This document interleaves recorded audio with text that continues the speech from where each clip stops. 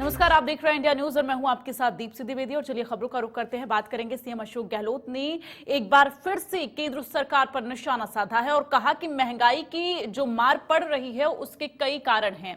साथ ही कहा कि यूपीए सरकार के समय में $140 प्रति बैरल पहुंच गए थे तेल के दाम, तब भी यूपीए गवर्नमेंट के वक्त में 70 रुपए से ऊपर भाव नहीं गया।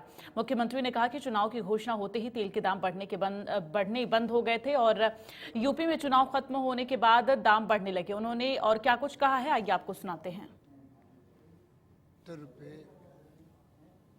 से ऊपर भाव नहीं गया डीजल पेट्रोल का। देखिए, महंगाई की जो मार पड़ रही पूरे देश के अंदर, उसका अन्य कारणों के अलावा ये पेट्रोल डीजल की जो दाम बढ़ते बार बार, वो मुख्य कारण है।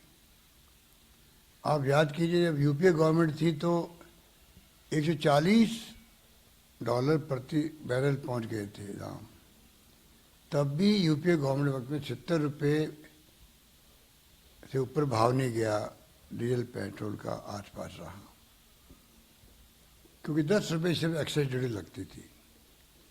अब आम जनता को तो इन बातों से वो बताते नहीं हैं, छिपाते हैं। उन्होंने 10 रुपये से बढ़ा के 32 रुपये तक कर दिए एक बार तो।